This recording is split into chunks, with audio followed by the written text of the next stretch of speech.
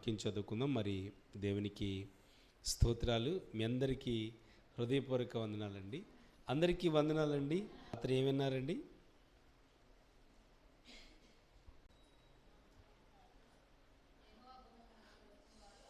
Right. ఆయన గుమ్మముల దగ్గరికి వచ్చిన వాళ్ళకి ఆశీర్వాదం. అలాగే గుమ్మం దగ్గర ఒక కుంటోడు ఉన్నాడు, వాడు బాగుపడ్డారు. సేవకుడు ప్రార్థన చేయగానే ఇక్కడ ఈ గుమ్మాల్లోకి వస్తే ఆశీర్వాదము. ఇంకేంటండి ఆశీర్వాదం లేని ప్రాంతాలు ఉన్నాయి ఏంటండి? మర్చిపోయారా? కీర్తన గ్రంథం 84:10 ఏముంది చూడండి. రెండములో ఒక దినము గడుపుట అంతేనా రాత్రి చెప్పింది? 1000 దినాల కంటే శ్రేష్టము. తర్వాత భక్తిహీనుల గుడారం. ఏ గుడారంలో నివసించకూడదండి? భక్తిహీనుల గుడారంలో నివసించకూడదు. ఏ గుడారంలో నివసించాలి? ఈ గుడారంలో నివసించాలి. అట్టి కృప మనకు దయచేయునుగాక. రైట్. హల్లెలూయా. గట్టిగా స్తోత్రాలు చెల్లిద్దాం. రైట్. నిన్న ఏం కూర వండారండి? చెప్పండి. నిన్న పప్పు. నువ్వురా అడిగాడు అన్నయ్య, పాస్టర్ గారి కూరలు ఎందుకు అడిగాడు? అమ్మ అసలు విషయానికి వద్దాం. నిన్నటి కూరలు చెప్పారు. మొన్న పోయిన సండే ఏం కూర వండారా? మనసులో ఉంది, బయటికి రావట్లేదు అది. రైట్. గమనించండి. లోపల తరికిస్తూ ఉండాలి, లోపల వాక్యం మెదులుతూ ఉండాలన్నమాట. ఒక దినము గడుపుట 1000 దినాల కంటే శ్రేష్టము. 1000 దినాల కంటే శ్రేష్టము. అక్కడక్కడ భక్తిహీనుల గుడారాలు ఉంటాయి. అంటే ఎవరిల్లో భక్తి లేని వాళ్ళని కాదండి, రకరకాలైన ఆటలు ఉంటాయండి, రకరకాలైన క్రియలు ఉంటాయి. అటువంటి వాటికాడ గడిపే కన్నా నా దేవుని మందిరంలో, నా దేవుని గుమ్మముల దగ్గర గడపటము మంచిది అనే వాక్యం మీరు వినారండి. ఈరోజు కొత్త వాక్యాన్ని మీ దగ్గరికి తీసుకొస్తాను. కీర్తన గ్రంథము 119. ఇందాక తీశారు కదా, అదే 119. బైబిల్ తిప్పవసరలా. 119. ఇందాక ఉత్తర ప్రత్యుత్తరాలు చదివారు కదా.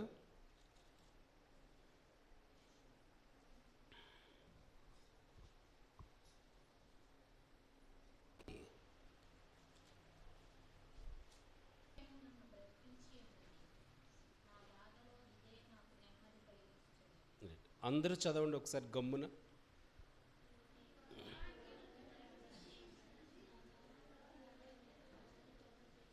మార్కెట్ ఇప్పుడు చూసారా ఎలా ఉంటుంది?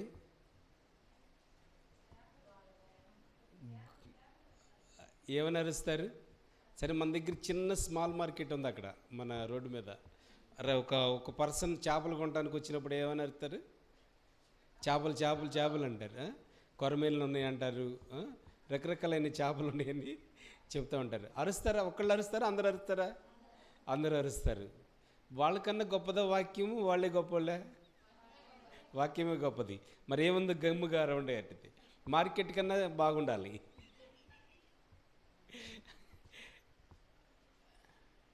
రైట్. చూసారా అక్కడ బైబిల్? చూసారా ఏముందండి?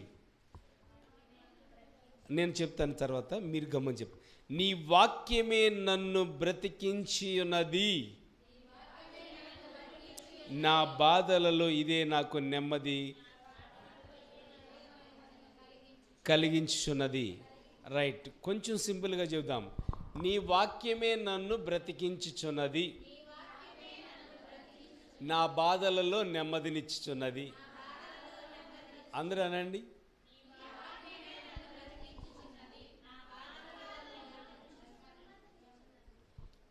అనండి కంటిన్యూగా.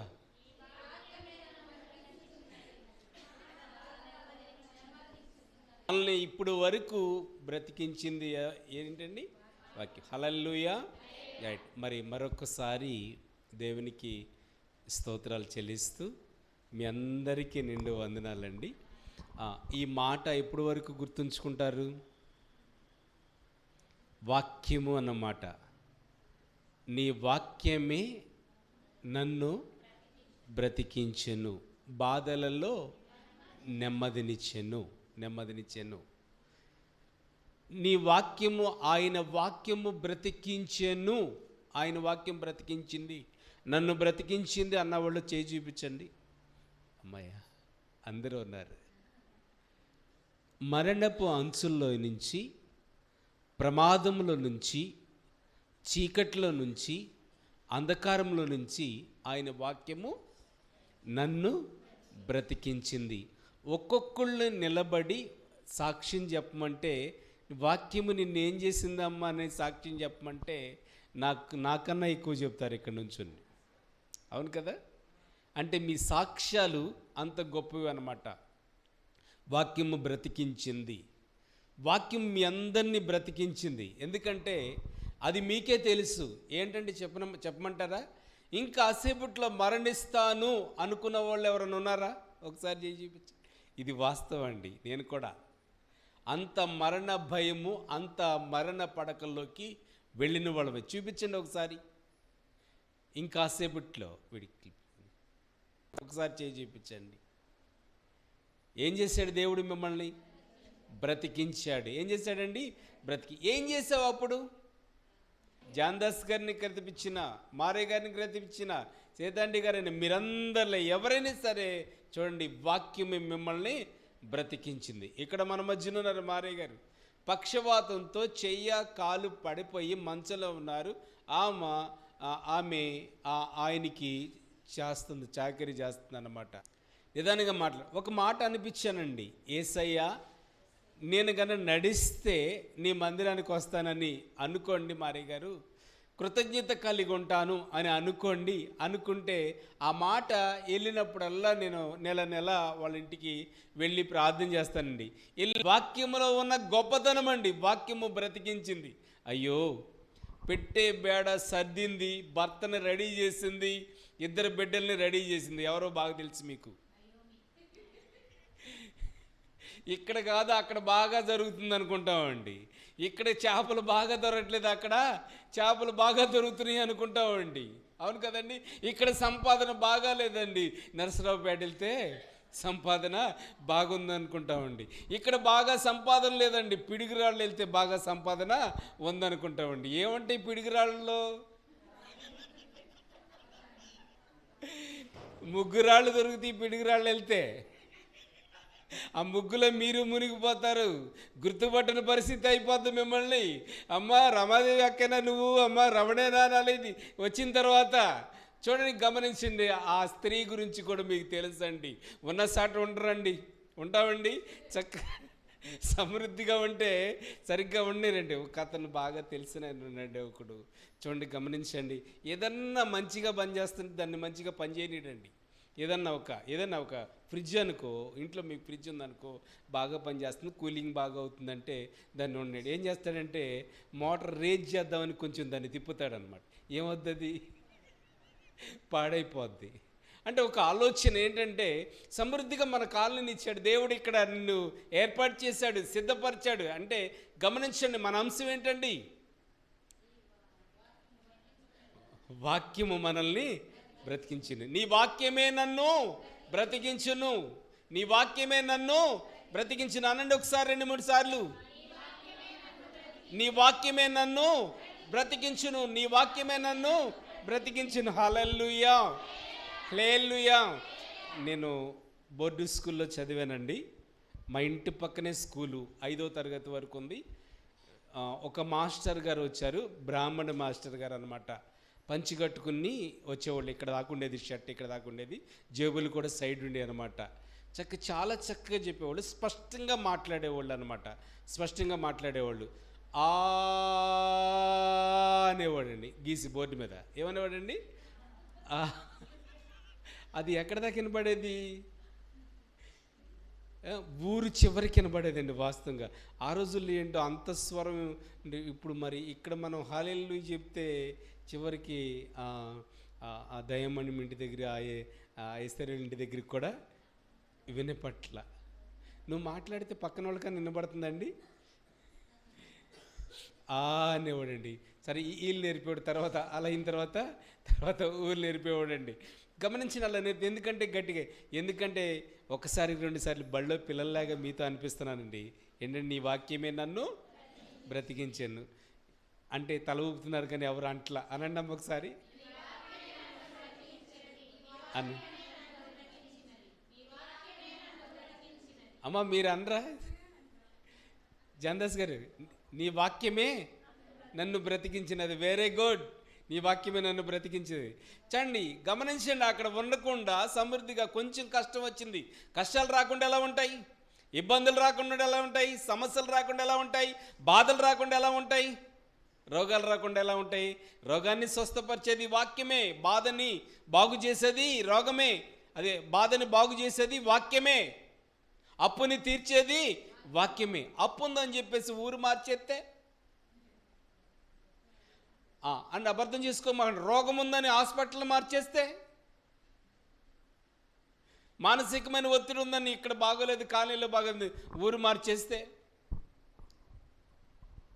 కలిసి రావట్లేదని చెప్పేసి బాగున్న ఇల్లుని సొంత ఇల్లు విడిచిపెట్టేసి అద్దెంట్లోకి వెళ్ళారంట. ఏ ఇల్లు విడిచిపెట్టింది? అదేం కర్మ అండి. 10,000 అండి అద్దె. ఎంతండి? 10,000 అద్దె. ఏం బాగోలేదంట? వాస్తు బాగోలేదంట. ఏం బాగోలేదండి? వాస్తు. అక్కడ ఉండి కన్నీరు కారిస్తే, యేసు రక్తంతో ప్రోక్షిస్తే ఆ ఇంటికి దోషం పోద్దండి. హల్లెలూయా. భూమి ఎలాగుందండి? 4 పలకలుగా ఉందా? గుండ్రంగా ఉందా? గుండ్రంగా ఉంది. వాస్తు ఎక్కడి నుంచి వస్తుంది? స్క్వేర్ కావాలి ఫీట్కి. ఇటు ఏమోలండి? ఎటు పెరగాలంటే మనకి షాపులో సామాన్ ఆ మూల తీసుకెళ్ళి పెట్టా. ఒక ఆయన వచ్చి తీ తీ తీ ఈశాన్య మూల బరువు ఉండకూడదంట. ఏంటండి? బరువు ఉండకూడదంట. భూమి ఎట్లా ఉందండి? అట్లాగే నాకు లేక తెలియని తండ్రి అండి. బళ్ళో మాస్టర్ ఏమో భూమి ఏమో గుండ్రంగా ఉందయ్యా అని చెప్పాడంట. ఏం చెప్పాడు నాన్న? గుండ్రంగా ఉందో భూమి అండి. అరే వాడిని డిప్ప మీద ఒకటి బీకాడు. తండ్రి వచ్చేవాడి చదువుకున్నాడంట. భూమి గుండ్రంగా ఉంది, భూమి గుండ్రంగా ఉందని చదువుతున్నాడంట ఆన్సర్ రాయటానికి. వాళ్ళ డాడీ వచ్చి పేటని బీకాడు. భూమి ఎట్టుందరా అని చెప్పాడు. ఎట్టుందమ్మా మీరు కూర్చున్నది? పలకలుగా. సరే అప్పుడు ఏమని చదువుతున్నాడు ఇంకా? కాదండి, బళ్ళోనేమో గుండ్రంగా ఉంది, ఇంట్లోనేమో ఏమని చదువుతున్నాడండి మారయ్య గారు? బళ్ళోనేమో గుండ్రంగా ఉంది, ఇంటికాడేమో. చూడండి, గమనించండి, జాగ్రత్తగా వినండి. చూడండి, మెట్లు సరిగ్గా లేవని ఇల్లు మారిపోయిన వాళ్ళు ఉన్నారండి. భార్య సహకరించట్లేదంట. ఏంటండి? ఏ దోషం ఉందంటే ఇంట్లో? భార్య గండం ఉందంటండి. క్షణం హింసిస్తుందంట. చూడండి, ఇల్లు మారితే ఏమవుద్దంటండి? భార్య సఖ్యతగా ఉంటుందండి. ఇవన్నీ ఉన్నాయేనండి, అనుభవించినాయే. చూడండి, గమనించండి, జాగ్రత్తగా వినండి. వాక్యము ఆ ఇంట్లో ప్రోక్షిస్తే, వాక్యము ఆ ఇంట్లో ఉంటే, వాక్యము చదివితే ఆ దోషాలన్నీ ఏమి ఉండవండి. హల్లెలూయా. గమనించండి, భర్తని రెడీ చేసింది, తన 2 బిడ్డల్ని రెడీ చేసిందండి. దేశం వెళ్ళిపోయిందండి. కొంచెం కష్టం వచ్చిందని చెప్పేసి ఓర్చుకోవాలి కదా. పని లేదండి, చేపల పని చేస్తారు, చేపలు అమ్ముతారు, ఇంట్లో పని చేస్తారు. ఒక నెల పని లేకపోతే ఓర్చుకునే, దేవా ఈ నెల పని లేదయ్యా, చాలా కట్టుళ్ళు ఉన్నాయి తండ్రి, నాకు తిరిగి వచ్చే నెల సహాయం చేయమంటే, దేవుని వాక్యం మీద ఆధారపడితే దేవుడు సహాయం చేయడంటారా? దేవుడు ఆశీర్వదించడంటారా? అయ్యా చేపలు సమృద్ధిగా వాగుల్లో దొరకట్లేదయ్యా, ఎవరి దగ్గరికన్నా చేపలు చేయడానికి పని నాకు దొరకట్లేదయ్యా అని దేవుని పాదాలు పట్టుకుని 1 నెల 2 నెలలు లేవండి. దేవుని పాదాలు పట్టుకుని ఇంకొక విధంగా అయినా, అదే విధంగా అయినా దేవుడు సహాయం చేయడంటారా? ఎవరిని నమ్మాలి మీరు? వాక్యాన్ని నమ్మాలి. ఎవరిని నమ్మాలండి?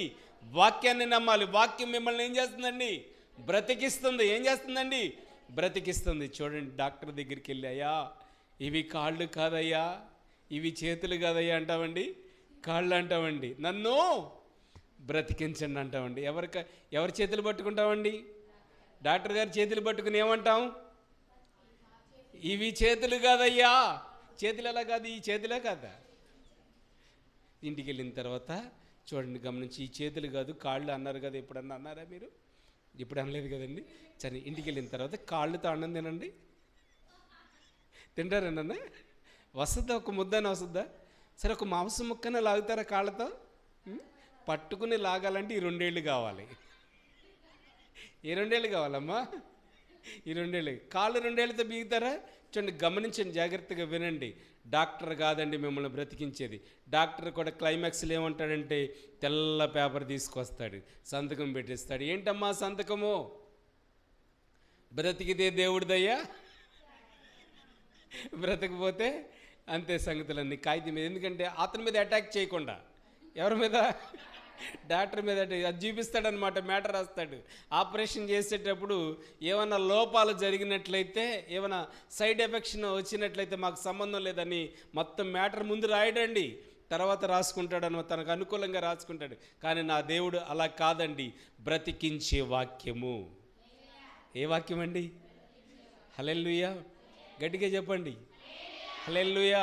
మీ ఇంటికి ఈ నెలలో వస్తానండి, వచ్చిన తర్వాత ఏమంటారు? రాగానే వందనాలు చెప్తారా? ఏమంటారు?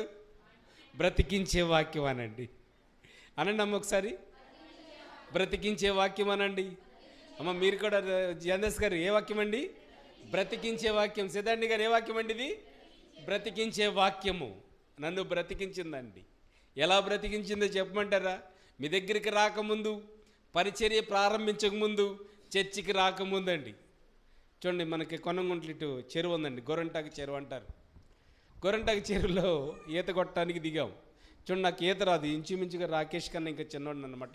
ఒక చాలా చిన్న వయసు అనమాట. పెద్ద గోతుల్లో దిగితే మునిగిపోతామని చెప్పేసి చిన్న చిన్న గోతుల్లో దిగుతాం. ఇక్కడ దాకా వచ్చిందండి. చూడండి, గమనించండి, జాగ్రత్తగా వినండి. అయితే ఎందుకంటే దేవుడు నన్ను ఏం చేశాడండి? బ్రతికించాడు. సౌలు మీదకి ఏమొచ్చిందండి దేవుని దగ్గర నుంచి? సౌలు మీదకి ఏమొచ్చిందండి? ఈటితో చంపాలని దావీదిని ఈటితో గోడకి బిగించాలని ఏ ఆలోచన వచ్చింది? దురాత్మ వచ్చింది సౌలు మీదకి. ఏమొచ్చిందండి? దురాత్మ. ఎవడి మీద ఒక దురాత్మ వచ్చి నన్ను పట్టుకుని పెద్ద గోతులోకి లాక్కెళ్ళాడు. అది ఇంచుమించు తాడంత ఉంటుందండి లోయ. అవి పెద్దోళ్ళు ఈతారు, కానీ మనకి ఈతలు రావు కదండి ఆ టైంలో. గచ్చెత్తగాళ్ళు ఏం కాదుగా. చూడండి, పట్టుకుని లాక్కెళ్ళి వదిలేశాడు నన్ను. ఏమవుతుంది అక్కడ? లోపలికి బయటికి మునుగుతున్నారు. చూడండి, ఆ రోజున మరి ముగించినట్లయితే మీ మధ్య నుండేవాడిని కాదు. ఈ రోజున నిలబెట్టినందుకు స్తోత్రాలు చెప్పండి, బ్రతికించినందుకు స్తోత్రాలు చెప్పండి, నడిపించినందుకు స్తోత్రాలు చెప్పండి. చీకటి అవాంఛలు ఎన్నో ఎదురవుతూ ఉంటాయండి. గమనించి, ఎలా బయటపడ్డావు బాబు అంటే, ఎవరో వాళ్ళు 4-5 అట్లా ఈతున్నాడు, నన్ను లాక్కెళ్ళినాడు, అక్కడ దింపేసాడు, వెళ్ళిపోయాడండి. అతను లేడు. వాళ్ళలో ఒకడు ఏం చేశాడు మరి, ఒక్క తన్నుదన్నాడు కాలుతో. మరి బయట తన్నితే అక్కడ బొక్క బార్లుగా పడతామేమో, కానీ నీళ్ళల్లో తన్నితే నాకు అదే ఫస్ట్ టైం ఒడ్డున పడతామని తెలిసింది. అవును కదండి, నీళ్ళు నాకు అంత తెలియదండి. బయట తంతే ఎలా ఎలా ఎలా పడతారండి? వెనక్కో ముందుకు పడతారు. అదే నీళ్ళలో తంతే వాస్తవంగా ఒడ్డున పడ్డానండి వచ్చి. మరి ఎంత గట్టిగా కొట్టాడైతే నాకైతే ఇప్పుడు వరకు అర్థం కాలే. హల్లెలూయా. అయితే గమనించండి, అతని గొప్పతనం కాదు, ఆయన బ్రతికించాడు. హల్లెలూయా, హల్లెలూయా. అప్పుడు మరి బాబాని మీ మధ్య ఉండేవాడు కాదండి ఇప్పుడు వరకు. ఎందుకంటే గమనించండి, నా స్థితే మీ అందరిలో చాలామందికి ఉండొచ్చు నాకు తెలిసి. ఎందుకంటే అలాంటి పరిస్థితులు, రోగిగా ఉన్నప్పుడు, అనారోగ్యంగా ఉన్నప్పుడు, బలహీనతంగా ఉన్నప్పుడు చనిపోతావు. బంధువులు వచ్చి చూసిన వాళ్ళు కూడా ఉన్నారండి. అపాయకరమైన పరిస్థితి కూడా వెళ్ళిన దినాలు కూడా ఉన్నాయండి. అప్పులతో చనిపోదాం అనుకున్న పరిస్థితులు కూడా ఉన్నాయి. ఐక్యత లేక, నెమ్మది లేక, శాంతి లేక, సమాధానం లేక చనిపోదాం అన్న పరిస్థితులు కూడా ఏర్పడినాయండి. కానీ దేవుడు మిమ్మల్ని ఏం చేశాడండి? ఏ వాక్యం అండి ఇది? బ్రతికించే వాక్యము. ఏ వాక్యం చెప్పండి ఒకసారి? బాధల్లో నాకు నెమ్మదినిచ్చెను. బాధ ఉన్నప్పుడు, అప్పు ఉన్నప్పుడు, రోగిగా ఉన్నప్పుడు ఏమంటారు ప్రజలు మిమ్మల్ని చూసి? అననుకూల రీతిగా హాస్పిటల్లో ఉన్నామనుకో, బెడ్ మీద పడుకోబెట్టారు, అమ్మా ఇంకా వారం రోజులు పడుద్ది డిశ్చార్జ్ చేయడానికి అని చెప్పినప్పుడు ఈ కబురు మన కాలనీకి వస్తుంది. ఆమె కండిషన్ బాగోలేదంట, వారం రోజులు పడద్దంట అనేసరికి మన బంధువులందరూ ఏం చేస్తారు? కట్టుకట్టుకుని పొలవమంట ఎవరికి దోసింటే వాళ్ళు నలుగురు బ్యాచీలుగా వెళ్ళిపోతారు. వెళ్ళిన వాళ్ళు కుదురుగా ఉంటారా? ఏం చేస్తారమ్మా? ఆమెకి హార్ట్ అటాక్ అని 4 వారం రోజులు ఉంచమన్నాడు. వైద్యం అందిద్దామని ఉంచమన్నాడండి. వైద్యం చేద్దామని ఉంచమన్నాడండి. గమనించండి, వెళ్ళినాక ఒక ఆమె బ్యారమని ఏడిచిందంటండి.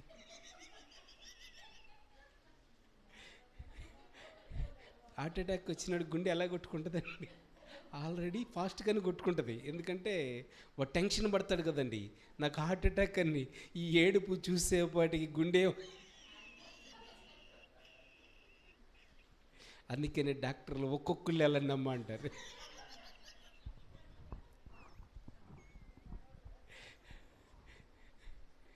చాలా హాస్పిటల్కి వెళ్ళినప్పుడు చూడనీరు అంటారు. ఎందుకని? ఈ ఏడుపులు ఉంటాయని తెలుసు వాళ్ళకి, ఈ పెడబొబ్బులు ఉంటాయని తెలుసు.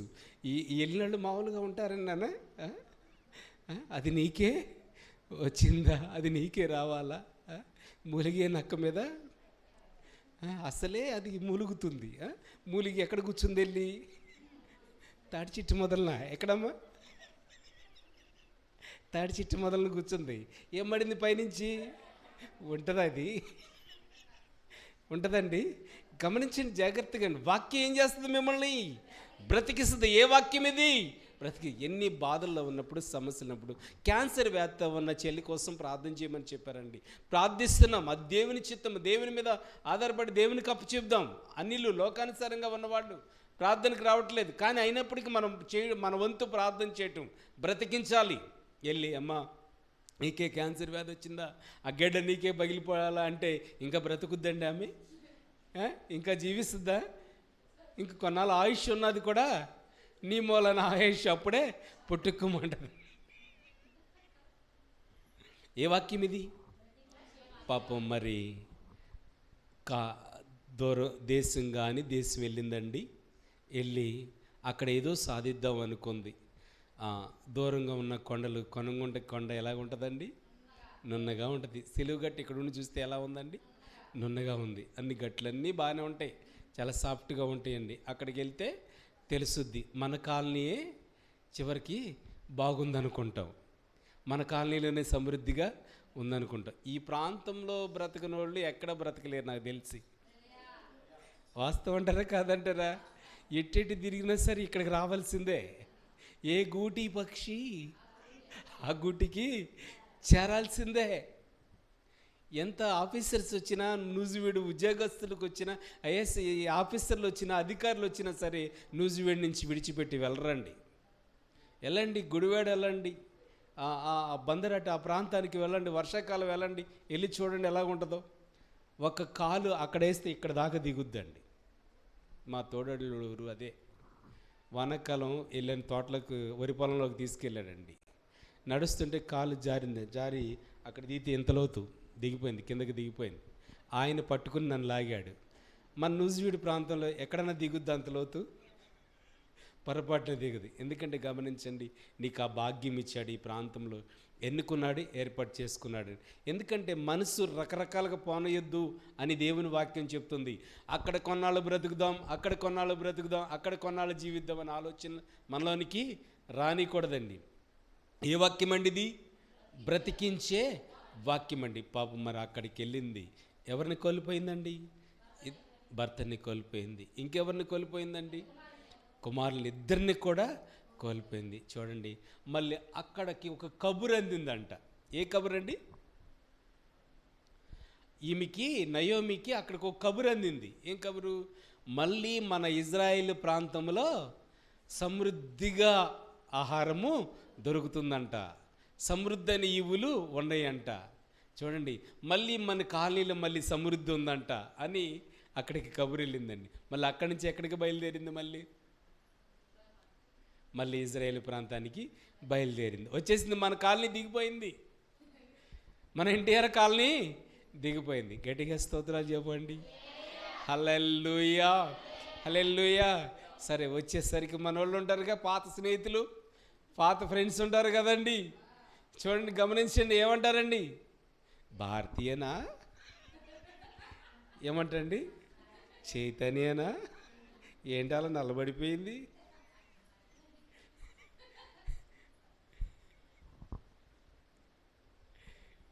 ఎస్తేరేనా? ఏంటి మసి అయిపోయింది నల్లగా. ముఖము అందవికారంగా మారిపోయిందంటండి, బక్క చిక్కిపోయిందంట, పీకిపోయిందంటండి, ముఖం ముడతలు ముడతలుగా ఏర్పడింది. ఆమె నయోమియేనా? ఏమన్నారండి? నయోమియేనా అంటున్నారు. గుర్తుపట్టినట్లు అయిపోయింది. కానీ దేవుని ప్రణాళిక నీ మీద ఉన్నప్పుడు అటు ఇటు అక్కడికి ఇక్కడికి పరిగెట్టడానికి ప్రయత్నించుకో. వాక్యము నిన్ను బ్రతికిస్తుంది. ఆయన వాక్యము మనల్ని బ్రతికించే వాక్యం అండి. ఏం చేస్తుందండి? బ్రతికించే వాక్యము. అలాగే దేవుని వాక్యము స్పష్టంగా తెలియపరుస్తుంది. బాధలలో ఏంటండి? బాధలు. ఎన్ని బాధలు వచ్చి ఉంటాయి మీకు? ఎన్ని సమస్యలు వచ్చి ఉంటాయి? ఎన్ని వేదనలు వచ్చి ఉంటాయి? అన్నిటిలో కూడా వాక్యం మీద ఆధారపడండి. అప్పు ఉంది, ఎవరి మీద ఆధారపడతారండి? లోకులు కాకులై పొడుస్తూ ఉంటారు, రకరకాలుగా అంటారండి, రకరకాలైన ప్రాబ్లమ్స్ మాట అంటారు. కానీ ఎవరి మాట వినకండి. కానీ ఎవరి మీద ఆనుకోవాలి మీరు? దేని మీద ఆనుకోవాలి మనము? వాక్యం మీద మనం ఆనుకోవాలండి. చూడండి, అంతా అయిపోయింది, అంతా అమ్మేస్తుంది, అంతా తుడిచిపెట్టుకుపోతుంది అని ప్రజలను నిందించినప్పటికీ, ఏళన చేసినప్పటికీ ఈ బైబిల్లో ఉన్న వాక్యాన్ని మనము ఆధారం చేసుకోవాలి. అయిపోయిందా? ఒక స్థలం అమ్మేసామా? ఒక ఇల్లు అమ్మేసామా? డబ్బులు పోయినాయా? వెండి పోయిందా? బంగారం పోయిందా? భయపడక్కర్లా. ఏం చెప్తుంది ఈ రోజున? వాక్యం నిన్ను బ్రతికిస్తుంది. హల్లెలూయా. చూడండి, ప్లాట్ పోయినందుకు భయపడకూడదండి. ఒక్కసారి యోబుని చూస్తే మన స్థితి ఎంతండి? యెహోవా ఇచ్చెను, యెహోవా తీసుకొనెను, యెహోవా నామమునకు స్తుతి కలుగును గాక. హల్లెలూయా. 1 ఎకరం పొలం ఉంటే 2 ఎకరాలు దిగినాయి అంట. అక్కడ 50 జతల ఎడ్లు ఉంటే 100 జతల ఎడ్లు దిగినాయి అంట. హల్లెలూయా. గట్టిగా చెప్పండి. పనివారి మీద పనివారు వచ్చి పడిపోయారంట. హల్లెలూయా. చూడండి, గమనించిన అందరూ పోయారు, కానీ ఎవరు పోలా? భార్య పోలా. ఎవరు బాలేదండి? ఎందుకుందో భార్య? ఎందుకుందండి? దూషించడానికి. ఎందుకండి? అయ్యా దేవుడా దేవుడా అన్నావు. ఏమంటుందండి? దేవుడా దేవుడా అన్నారమ్మా ఎప్పుడన్నా? మీ ఆయన ఇప్పుడు అన్నాడా? ఎప్పుడు ప్రార్థన ప్రార్థన, ఎప్పుడు దేవుడా దేవుడా. కార్యం జరిగితే బాగానే ఎంకరేజ్ చేస్తారు మీ కుటుంబంలో. ప్రార్థనకు రాని వాళ్ళు ఉంటారు కదండి. కార్యం జరిగిందనుకో పుషింగ్ బాగుంటుంది, మనకి హెల్పింగు బాగుంటుంది. అదే కొంచెం అవాంఛలు జరిగినాయి అనుకో, ఎప్పుడు దేవుడా దేవుడా అంటావు, ఎప్పుడు బైబిల్ పట్టుకుని మందిరానికి వెళ్తావు. ఏం చేశాడు దేవుడు కార్యము అని అంటూ ఉంటారు. కానీ యోబు భార్యలు మన ఎన్టీఆర్ కాలనీలో లేకపోలేరు. ఉన్నారంటారా లేరంటారా? యోబు భార్య లాంటి పురుషులు మన కాలనీలో లేకపోలేరు. ఉన్నారా లేరా? ఉన్నారు. చూడండి, మన ఎన్టీఆర్ కాలనీలో మా కొనగుంట్లో కూడా ఉన్నారు, మన ఉజ్వీళ్ళలో కూడా ఉన్నారు, మన ఆంధ్రాలో కూడా ఉన్నారు, మన ఏపీలో కూడా ఉన్నారు. ఎందుకయ్యా దేవుణ్ణి దూషించి నువ్వు కూడా చావరాదు అని ఆ మాట అందండి. చూడండి, ఒక్క విశ్వాసం ఎవరి మీద ఆధారపడ్డాడు? వాక్యం అనండి. ఎవరి మీదండి? వాక్యం అన్నా ఒకటే, దేవుడు అన్నా ఒకటే. వాక్యం మీద ఆధారపడ్డాడండి. 2 దీవించాడు దేవుడు. ఆ ఏబుని దీవించినట్టు మిమ్మల్ని కూడా 2 దీవించిన గాక.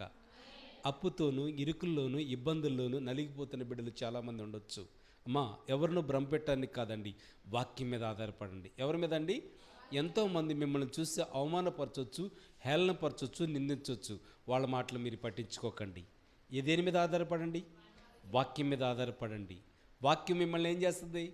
బ్రతికిస్తుంది. బాధల్లో నెమ్మదినిస్తుంది. ఏం చేస్తుందండి? నెమ్మదినిస్తుంది. బాధల్లో నెమ్మదినివ్వలేదా నీకు? ఇంకా నెమ్మదినిచ్చింది. ఇంకా బాధలు ఇంకా గుండా వెళుతున్నట్లయితే, సమస్యలు గుండా వెళుతున్నట్లయితే, ఇబ్బందులు గుండా వెళుతున్నట్లయితే అట్టి నెమ్మదిని దేవుడు మనకు దయచేనుగాక. వాక్యము మనల్ని బ్రతికించునుగాక. తిరిగి వచ్చేసరికి ఎవరు గుర్తుపట్టని పరిస్థితిలో ఏర్పడిందండి. నాకు ఒకటే గుర్తొస్తూ ఉంటుంది, వాక్యం చెప్తూ ఉంటుంటే. రమణను సుజాత గారు వెళ్ళిపోయారు. అమ్మో, నా ఖాళీ అయిపోయింది మందిరం అనుకున్నా నేను. 2 టికెట్లు పోయినాయి కదండి. ఎన్ని టికెట్లు అండి? 2 టికెట్లు, బాగా పాటలు పాడేవాళ్ళు, ఉద్యమంగా ఉండేది. నేను నిరుత్సాహపడ్డా. దేవుడా అన్నానండి. ఎవరి మీద ఆధారపడ్డాను చెప్పండి అమ్మా, ఎవరి మీద ఆధారపడ్డా? ఊరుకున్నాడు ఆయన. వేసేపాడికాడు వేస్తంటే తీసేపాడికాడితే అవి వేస్తనే అంట 1, 2 అండి పేడకళ్ళు వేస్తనే అంటండి, దాంట్లో పడేస్తున్నారు. మళ్ళీ మళ్ళీ తిరిగి మళ్ళీ 1 గంటకు వచ్చేసరికి మళ్ళీ వండి అంట.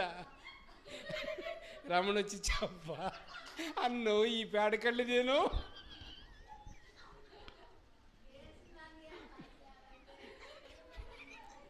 ఎన్టీఆర్ కాలనీ బెటర్ కొందుకి వెళ్ళిపోయారు, విడిచిపెట్టి వెళ్ళిపోయారు. పాస్టర్ గారికి కూడా చెప్పలా అన్న. రైట్, మోకరించండి, ప్రార్థన చేస్తాను. స్తోత్రాలు. బ్రతికించే వాక్యం గురించి మాట్లాడవు తండ్రి. నన్ను బ్రతికించావు, మొట్టమొదటిగా సేవలో బలపరిచావు, ఆ రోజున బ్రతికించావు కాబట్టి. అలాగే నా బిడ్డల్ని, నా సంఘాన్ని, నా పరిచర్ని బ్రతికించావు యేసయ్యా. చెట్టుకొకరు పొట్టుకొకరు తిరుగుతున్న సమయంలో వాళ్ళని బ్రతికించి నీ వాక్యం మీద ఆధారపడే భాగ్యాన్ని అనుగ్రహించావు తండ్రి. నీ వాక్యం పట్ల విశ్వాసం ఉంచి, నీ వాక్యం పట్ల విధేయత ఉంచి, నీ వాక్యం పట్ల వినయం ఉంచి వాళ్ళని బ్రతికించే భాగ్యాన్ని ఇచ్చావు తండ్రి. దేవా, బాధల్లో నా బిడ్డలు ఎంతో ప్రార్థించారు తండ్రి. సమస్యలో ఉన్నప్పుడు ప్రార్థించారు, కార్యం చేస్తావు. ఇంకా ఇప్పుడు కూడా కొన్ని కుటుంబాలు, కొంతమంది బిడ్డలు సమస్యలో ఉన్నారు డాడీ. ప్రార్థిస్తున్నాను, బాధలు, సమస్యలు, అప్పును అయా విడిపించండి, ఐక్యతను దయచేయండి, నెమ్మదిని దయచేయండి, శాంతిని దయచేయండి, సమాధానము దయచేయమని కృతజ్ఞత కలిగి ప్రార్థించుకుందాం. నయోమి అనకండి, మారా, చేదు అని పిలవండి. చేదు అనుభవాలు ఎదురైన నాకు, నయోమి చేదు అనుభవాలు ఎదురైనవి, మారా అనండి. తనకు తానే ఒప్పుకుంటుందండి.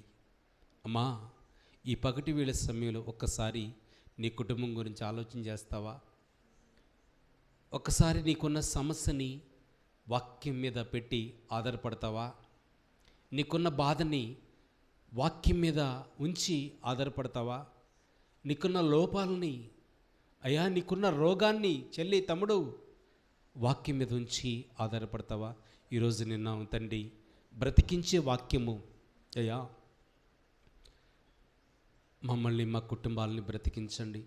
ఎంతోమంది ఉన్నారు ప్రభువా, లోకంలో ఉన్నవారు, లోకానుసారంగా జీవిస్తున్న ప్రజలు, వాళ్ళని బ్రతికించండి డాడీ. సహాయం చేయండి, దీవించండి, నీ హస్తము చాపండి, నీ సన్నిధి అనుగ్రహించండి, నీ కృపలో భద్రపరచండి యేసయ్యా. ఇక్కడ ఈ మందిరంలో ప్రాధేయపడినప్పుడు బ్రతికించావు ఎంతోమంది బిడ్డల్ని. ఈ మందిరంలో సాష్టంగపడినప్పుడు ఎంతోమంది బిడ్డల్ని బ్రతికించావయ్యా. మమ్మల్ని బ్రతికించావు తండ్రి. అప్పులో ఉన్నప్పుడు, రోగిగా ఉన్నప్పుడు, మానసికమైన ఒత్తిడిలో ఉన్నప్పుడు బ్రతికించావయ్యా, బ్రతికించావు తండ్రి. నీకు మహిమలు తండ్రి, కృతజ్ఞతలు అని ప్రార్థన చేసుకుందాం.